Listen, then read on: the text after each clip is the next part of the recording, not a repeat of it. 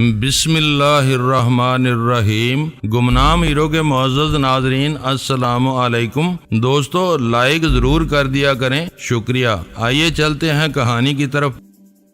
یہ بات نہیں ہے میاں جی، مجھے نہ آپ سے کوئی دشمنی ہے نہ پولیس سے کوئی انعام چاہیے۔ میں یہ کہہ رہا تھا کہ آپ فوراً یہ شہر چھوڑ دیں۔ اخبار میں تصویر بھی چھپی ہے آپ کی، جیلانی نام ہے نا آپ کا؟ ہاں، مگر تمہیں یہ سب کیسے معلوم ہوا؟ انہوں نے لکھا ہے کہ آپ جیل سے بھاگے ہوئے وہی آدمی ہیں جنہیں پھانسی کی سزا ہو چکی تھی۔ اچھا، تو یہ قصہ ہے، اور کیا لکھا ہے اخبار میں؟ انہوں نے کہا ہے کہ اس آدمی کو گرفتار کروانے والے کو 50,000 روپیہ انعام دیا جائے گا۔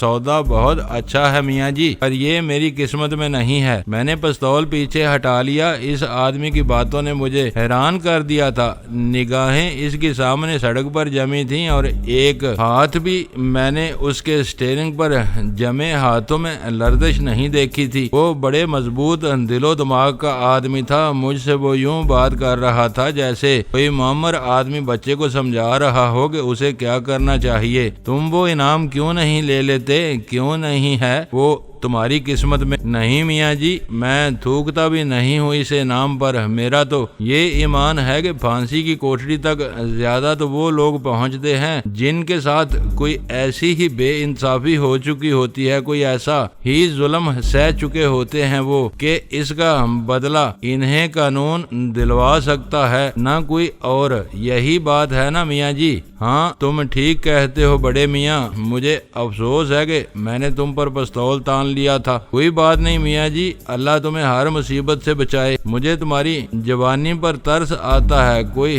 بڑا ہی دکھ جھیلا ہوگا تم نے جو اس تختے تک جا پہنچے۔ جس پر سے آدمی اترتا ہے تو اس کے پلے حسرت کے سوا کچھ بھی نہیں ہوتا۔ تمہیں مجھ سے اتنی ہمدردی کیوں ہے بڑے میاں؟ بس مجھے نفرت ہے اس سارے سلسلے سے میاں جی۔ کوئی جب پھانسی تک پہنچا دینے والا کام کرتا ہے تو اس کی کوئی بڑی ہی وجہ ہوتی ہے نا میاں جی۔ میرے اکمل کی بھی کوئی بات نہیں سنی تھی ان لوگوں نے۔ یہ اکمل کون تھا بڑے میاں؟ میرا بیٹا تھا، تمہاری طرح بڑا کڑیل جوان تھا۔ اس کی بیوی اغوا کر لی تھی اس کے ایک دوست نے، بس یہی روگ کھا گیا اسے۔ اکمل نے ایک دن ان دونوں کو بازار میں دیکھ لیا، غیرت کھا کر اس نے ان کو وہیں ڈھیر کر دیا اور چڑھ گیا سولی۔ میری ساری عمر کی کمائی لوٹ لی انہوں نے۔ ڈرائیور کا لہجہ بہت ہی زخم خور تھا اور درد بھرا تھا۔ اب ہم جیل روڈ پر پہنچ چکے تھے، بس یہیں اترنا ہے مجھے۔ بڑے میاں،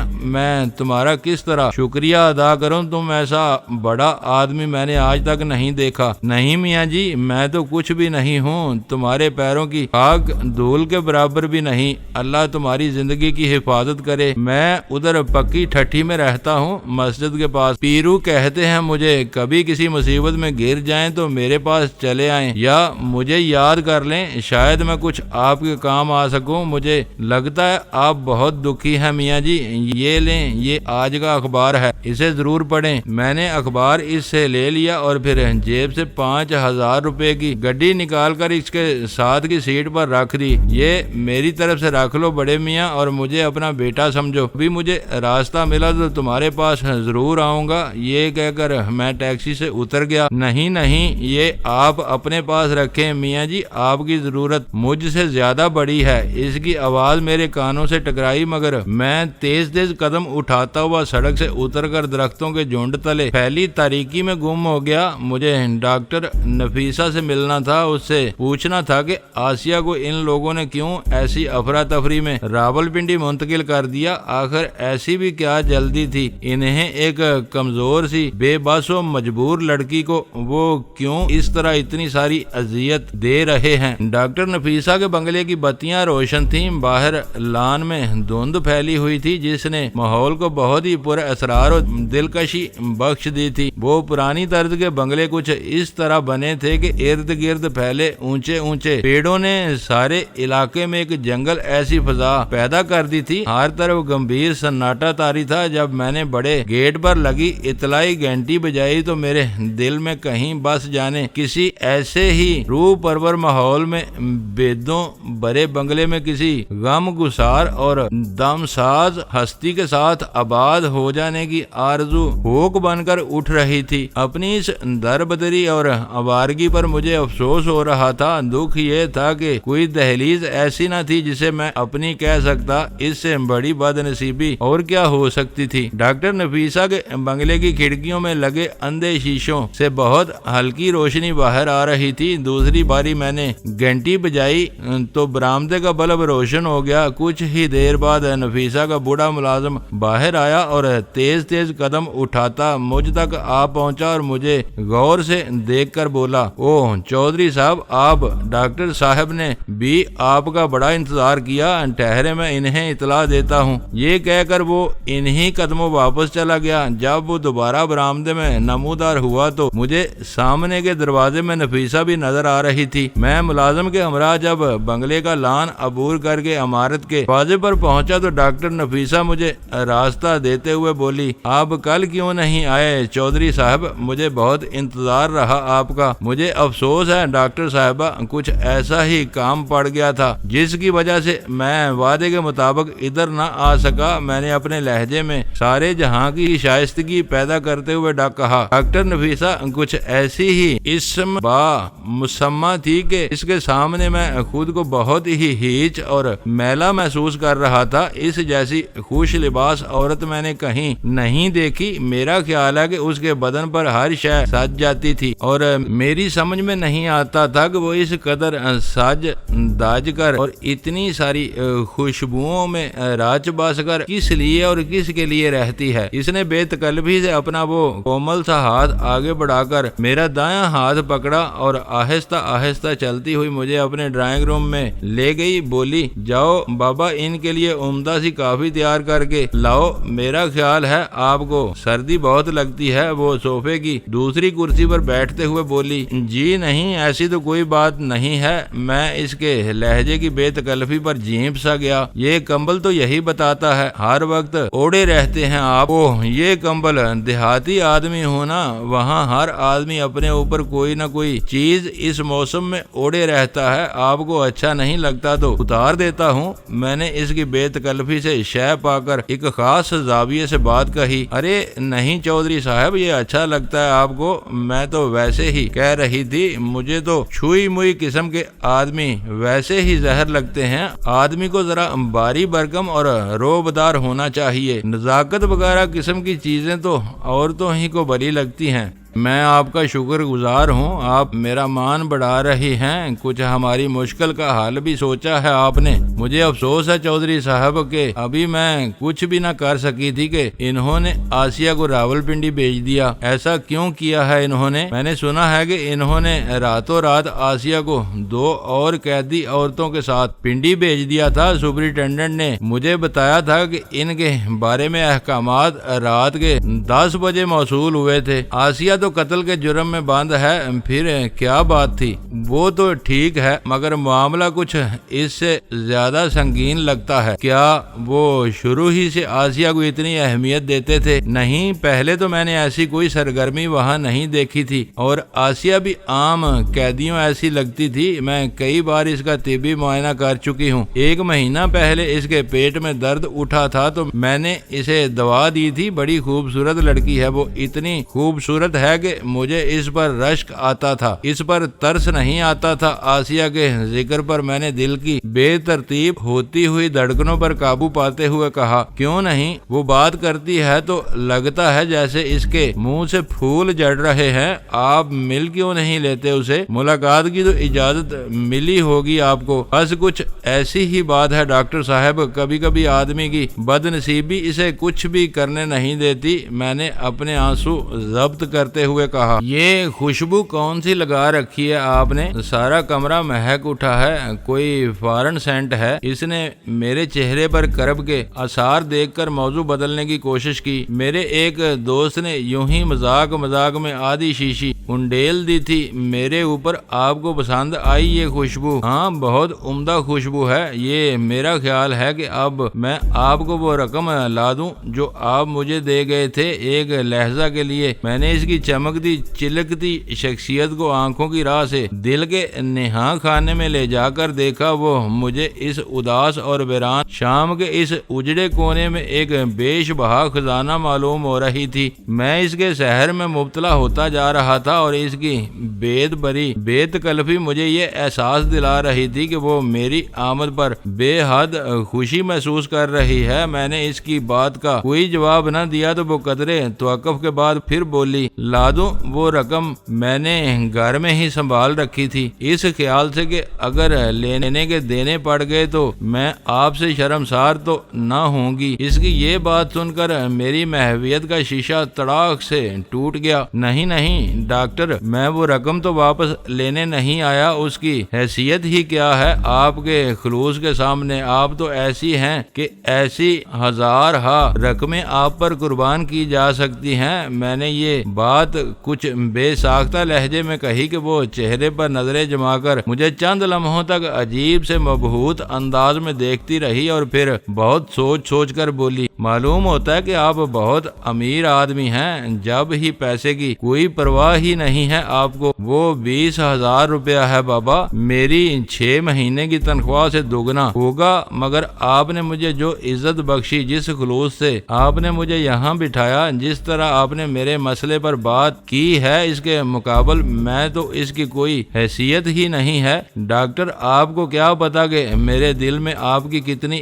عزت پیدا ہو گئی ہے۔ وہ تو ٹھیک ہے چودھری صاحب، مگر جب میں آپ کا کام نہیں کر سکی تو اسے میں کس طرح رکھ سکتی ہوں؟ اس رقم کا ذکر رہنے دیں، مجھے کوفت ہونے لگی ہے۔ مجھے یہ بتائیں کہ آپ راولپنڈی میں ہماری کوئی مدد کر سکتی ہیں؟ دیکھیں، وہاں ڈاکٹر علی نواز موجود ہیں، مگر میرا خیال ہے وہ آپ کے کام نہیں آ سکتے۔ لیڈی ڈاکٹر بھی تو ہوگی، ہاں، مگر وہ وہاں جز وقتی کام کرتی ہے ڈاکٹر خالدہ، لیکن اس سے بھی میں واقف نہیں ہوں۔ اور پھر جس دلیری سے آپ نے یہ معاملہ مجھ سے طے کر لیا تھا، کوئی اور ہوتی تو آپ پر کبھی اعتبار نہ کرتی۔ یہ ہماری خوش قسمتی تھی، میں نے بھی کبھی ایسے کام میں ہاتھ نہیں ڈالا، مگر آپ کی حد سے زیادہ پریشانی دیکھ کر میں نے حامی بھر لی تھی۔ اب کیا کرنا چاہیے؟ ہم تو بہرحال اس کی رہائی چاہتے ہیں۔ دیکھیں، وہاں ایک صاحب ہیں ریاض گردیزی، ان کا پتہ میں آپ کو لکھ دیتی ہوں، آپ ان سے جا ملیں، میرا خیال ہے وہ آپ کی مدد کر سکیں گے۔ کیا کام کرتے ہیں وہ پولیس افسر ہیں اور جیل کے حکام سے ان کا ہر وقت واسطہ رہتا ہے۔ آپ بس میرا نام لیں ان کے سامنے، وہ جو کچھ ہو سکا ضرور کریں گے۔ یہ کہہ کر اس نے دائیں ہاتھ کی تپائی پر سے جہاں ٹیلی فون بھی رکھا تھا ایک کاغذ لے کر مجھے ان صاحب کا پتہ لکھ دیا، اور میں نے دل میں کہا وہ تو میری شکل دیکھتے ہی مجھے ڈر لے گا، ایسا رگڑا لگائے گا کہ میرے چھکے چھوٹ جائیں گے۔ پھر بھی میں نے ڈاکٹر نفیسہ پر ظاہر نہ ہونے دیا کہ مجھے اس کی اس تجویز سے اتفاق نہیں ہے۔ اتنے میں اس کا ملازم کافی لے آیا۔ ڈاکٹر نے اٹھ کر خود پیالی میرے سامنے رکھی اور بولی، آپ کہاں ٹھہرے ہوئے ہیں؟ میں ادھر انٹرنیشنل ہوٹل میں ٹھہرا ہوں۔ میں نے سٹ پٹاتے ہوئے فوراً ہی ایک اونچے ہوٹل کا نام لے دیا۔ اس سوال کے لیے میں قطعاً تیار نہیں تھا۔ کیا مزہ آتا ہوگا وہاں؟ وہ میرے سامنے میز کے ساتھ ٹیک لگا کر کھڑی ہو گئی۔ مزہ تو اپنی قسمت میں ہی نہیں ہے ڈاکٹر صاحب۔ کیوں؟ اتنے بڑے ذمہ دار ہیں آپ، کس چیز کی کمی ہو سکتی ہے آپ کو؟ وہ مسکرا رہی تھی۔ اس کی سنہرے فریم کی اینک میں لگے صاف شفاف شیشوں کے پیچھے اس کی آنکھیں بول رہی تھی، وہ تو ٹھیک ہے، مگر یہاں تو ہوٹل ہی میں ٹھہر سکتے ہیں، آپ اپنی بیگم کو ساتھ لے آئے ہوتے۔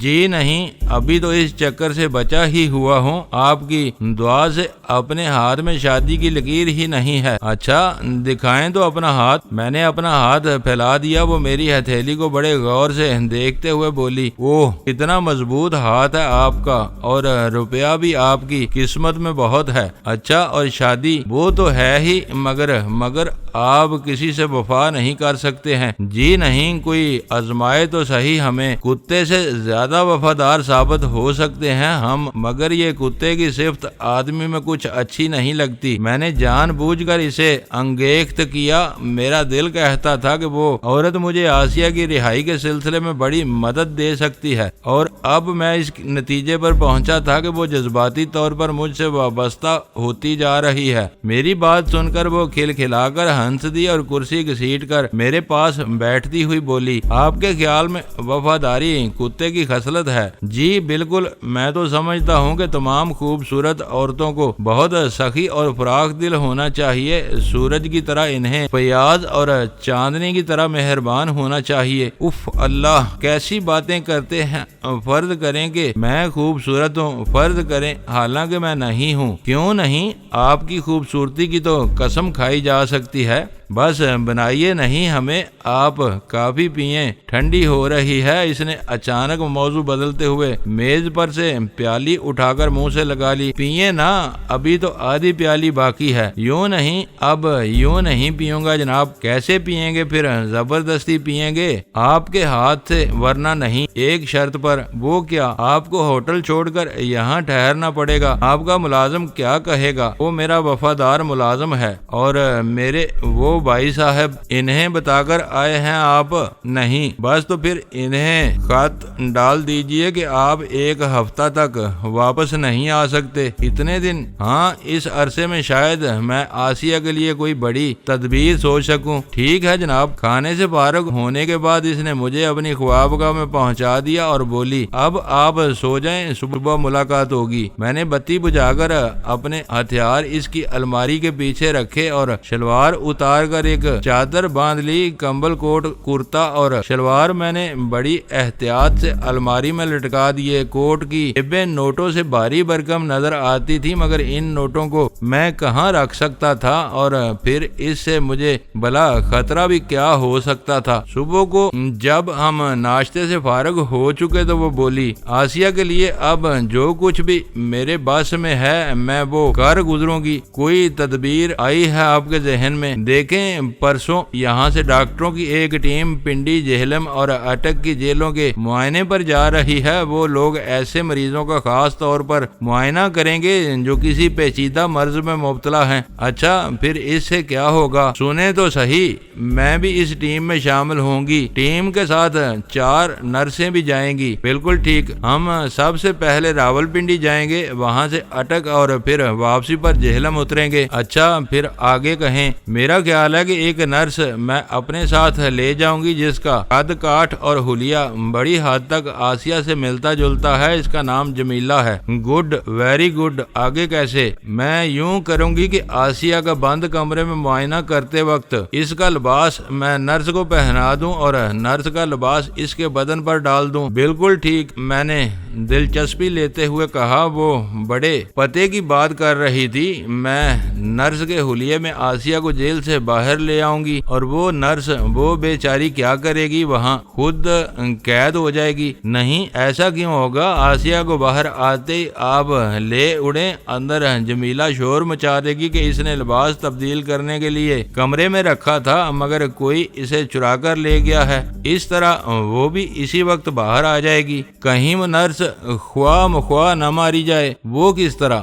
دیکھیں، جیل میں معائنے کے دوران نرس کے لیے کپڑے بدلنے کا کیا جواز دیں گی آپ؟ اوہ، اس کی آپ فکر نہ کریں، کوئی نہ کوئی معقول وجہ بیان کی جا سکتی ہے۔ میرا خیال ہے کہ یہ منصوبہ ہر لحاظ سے قابل عمل ہے۔ تو پھر یہ طے رہا کہ پرسوں جب ہم راولپنڈی جائیں تو آپ بھی ایک کار لے کر جیل روڈ کے دروازے پر کھڑے رہیں۔ یہ انتظام میں کر لوں گا، خواہ مجھے نئی کار ہی کیوں نہ خریدنا پڑے۔ آپ کے پاس اپنی کار نہیں ہے تو صحیح، مگر وہ میرے والد صاحب کے پاس ہے، ادھر جاگیر پر۔ خیر، کسی اور کار کا بندوبست کر لیں، آپ وہاں پہنچ جائیں۔ ہم لوگ تو ہوائی جہاز میں جائیں گے۔ اب کیا ارادے ہیں؟ میں تو اب جیل جا رہی ہوں، 3 بجے واپس آؤں گی۔ آپ اتنے میں چاہیں تو گھوم پھر آئیں، اپنے بھائی صاحب سے بھی مل لیں۔ نہیں، میں بس ادھر ہی ٹھیک ہوں، آپ کی یاد سے دل بہلاتا رہوں کروں گا۔ پتہ نہیں آپ کے والد بڑے چودھری صاحب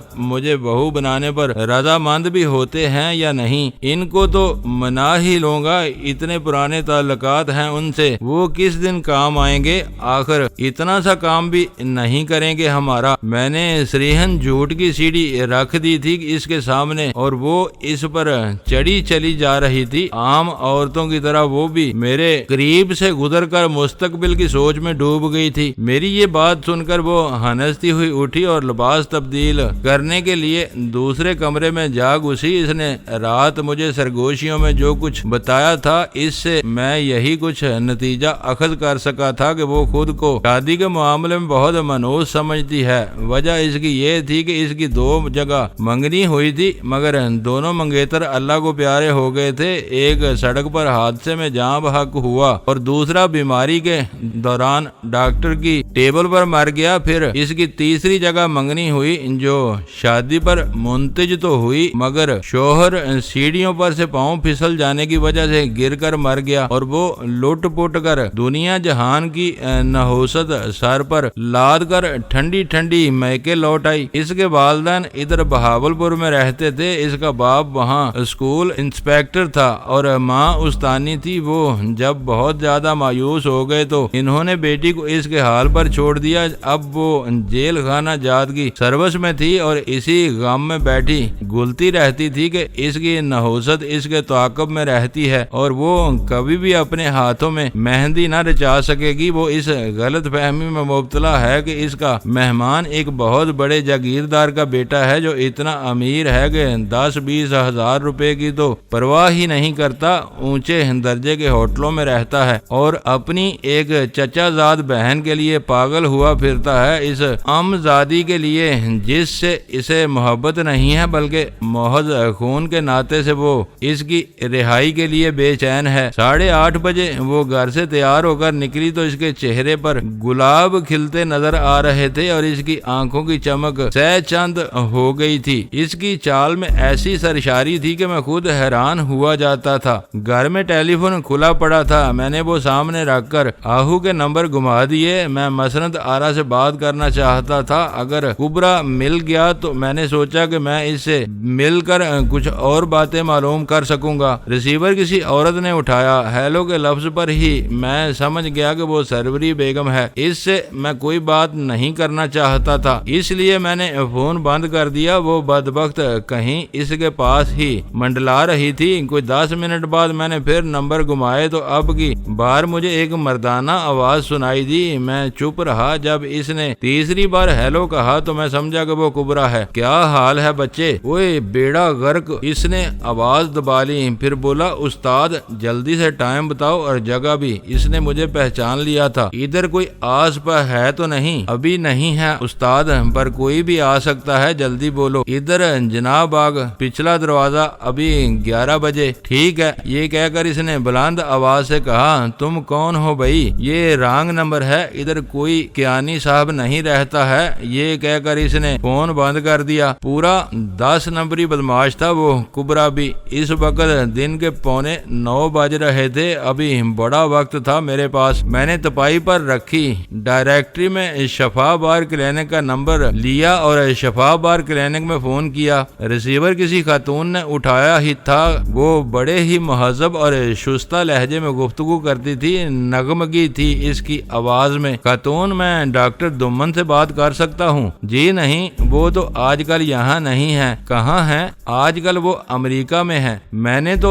سنا تھا کہ وہ سعودی عرب گئے تھے اور اب واپس آ چکے ہیں۔ جی ہاں، وہ جدہ گئے تھے اپنا کلینک کھولنے کے لیے۔ اس کام سے فارغ ہو کر وہ کویت بھی گئے تھے اور دوحہ بھی، مگر آج کل وہ نیو یارک میں ہیں۔ اور ڈاکٹر عالیہ وہ بھی ان کے ساتھ ہی گئی ہوئی ہیں۔ یہاں کا سارا کام ڈاکٹر اختر اور ڈاکٹر نصیر چلا رہے ہیں۔ سواد خان اور شیما تو ادھر ہی ہوں گے، ان سے کیا کام ہے آپ کو؟ وہ بھی مجھے جانتے ہیں۔ میں ڈاکٹر کاظمی بول رہا ہوں کراچی سے، کچھ ضروری بات کرنی تھی، مجھے ان سے ہی ملوا دیجئے۔ معاف کیجئے گا پلیز، مجھے کہنا تو نہیں چاہیے مگر وہ دونوں بھی کافی دنوں سے یہاں نہیں آئے۔ میں نے سنا ہے کہ وہ آج کل جیل میں ہیں۔ وہ کس خوشی میں؟ کسی سے ان کا جھگڑا ہو گیا تھا، پولیس نے انہیں 2 آدمی آدمیوں کو زخمی کر دینے کے جرم میں سال بھر کے لیے قید کروا دیا ہے۔ اوہ ویری سیڈ نیوز۔ اور وہ حیدر کہاں ہے آج کل؟ وہ تو جی ڈاکٹر صاحب کی کوٹھی پر ہوتا ہے سر، اس کا نمبر دے سکتی ہیں آپ مجھے؟ وائی ناٹ سر۔ یہ کہہ کر اس خاتون نے مجھے عالیہ کی کوٹھی کا فون نمبر دے دیا۔ ویری نائس آف یو، کتنی سویٹ آواز ہے آپ کی، میں آپ کا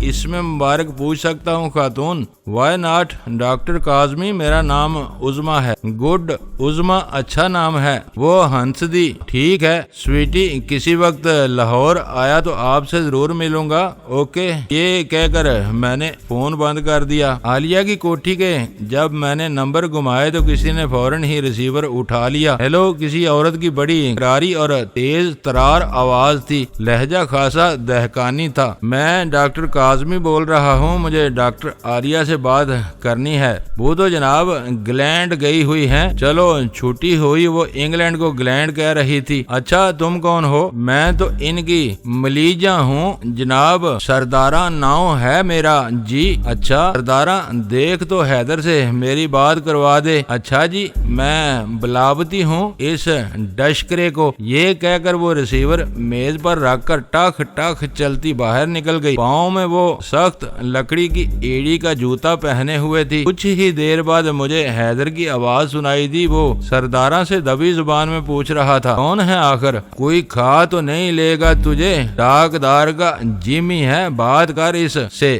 سردارہ نے اسے ڈانٹا۔ حیدر نے ریسیور اٹھا لیا، بولا، ہیلو جی، میں بول رہا ہوں ڈاکٹر صاحب، کیا حکم ہے؟ اس کا سانس پھول رہا تھا، میرا خیال ہے وہ بھاگتا ہوا آیا تھا۔ حیدر، وہی نا جو ذرا لنگڑا کر چلتا ہے؟ میں نے آواز بدل کر اس میں اچھا خاصا تنتنا پیدا کرتے ہوئے کہا۔ وہی جی وہی، آپ کا خادم۔ آپ نے کیا نام بتایا اپنا؟ ڈاکٹر کاظمی، میں کراچی سے بول رہا ہوں۔ کیا حال ہے بچے؟ میں نے تمہیں شفا بار میں دیکھا تھا۔ اچھا ہوں ڈاکٹر صاحب، کیا حکم ہے؟ دیکھو مجھے ایک گردے کی فوری ضرورت ہے، مل سکتا ہے؟ گردے کا ذکر سن کر وہ گھبرا گیا، اس کا لہجہ بدلنے لگا، بولا، مجھے تو اس بارے میں کوئی علم نہیں ہے جناب۔ کیوں نہیں؟ ڈاکٹر دومن کے سارے راز تمہیں معلوم ہوتے ہیں۔ کب آ رہے ہیں وہ تو جی گرمیاں گزار کر اکتوبر میں واپس آئیں گے۔ امریکہ میں ہوتے ہیں وہ آج کل، ٹریننگ پر گئے ہیں۔ پتہ نہیں جی، کل ایک آدمی آیا تھا میرے پاس، اپنا نام جیلانی بتاتا تھا، کہتا تھا کہ اس کا گردہ، ابھی میں یہاں تک ہی کہہ پایا تھا کہ ریسیور اس کے ہاتھ سے گر گیا، مگر اس نے جلدی ہی اٹھا لیا۔ بولا،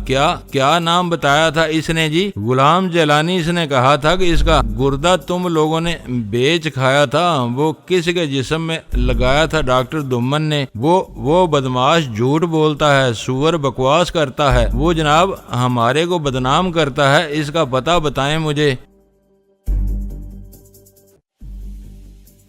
دوستو ویڈیو کو لائک ضرور کر دیا کریں۔ ISI پاک آرمی زندہ باد، پاکستان پائندہ باد۔ معزز ناظرین، اپنا خیال رکھیے گا اور اپنے اس چینل کا بھی شکریہ۔